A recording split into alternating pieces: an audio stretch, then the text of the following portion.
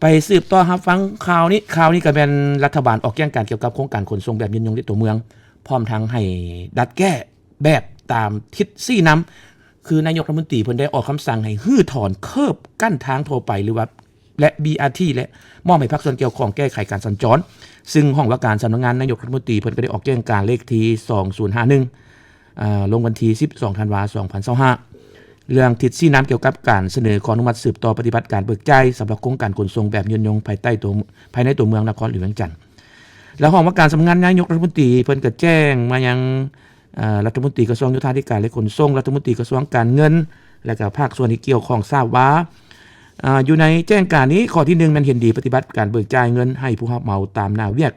ที่ได้สำเร็จตัวจริงพร้อมนั้นให้ดัดแก้แบบตามการชี้นำของกันเทิงคือให้ฮื้อถอนเคิบกั้นทางทั่วไปและ BRT และอื่นๆกรณีผู้สนองทุนสากลยุติการสนองทุนให้สรุปขาดตัวปิดบัญชีโครงการบ่ให้มีผลกระทบต่อการสัญจรในตัวเมืองนครหลวงเวียงจันทน์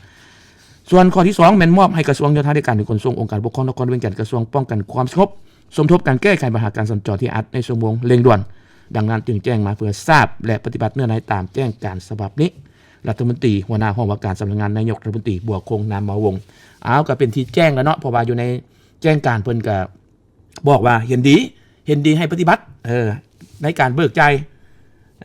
ในการถอนจ่ายให้ผู้รับเหมาตามหน้าเวียกแต่ให้ฮื้อถอนเคิบกั้นทางทั่วไปและ BRT ก็เข้าใจตามนี้บางคนก็มีเสียงชมว่าเด้ว่าโอ้ยทางก็แคบอยู่แล้วไปขั้นทางเลยเฮ็ดให้การสัญจรแออัดโดยเฉพาะชั่วโมงเร่งด่วนชั่วโมงเร่งด่วนเป็นหยังชั่วโมงเร่งด่วนก็ไปการเลิกการเข้าห้องเรียนและตอนเช้าแล้วก็ตอนแรงเนาะฉะนั้นถ้าว่าฮื้อถอนตนออกก็เบิ่งว่าไปนํกันจะเป็นแนวใดแต่สำคัญก็ระยะนี้ก็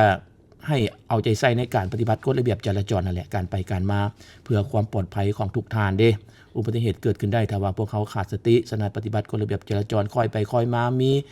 วินัยในการขับขี่เนาะปฏิบัติกฎระเบียบจราจรอย่างเข้มงวดจะสามารถลดผ่อนอุบัติเหตุได้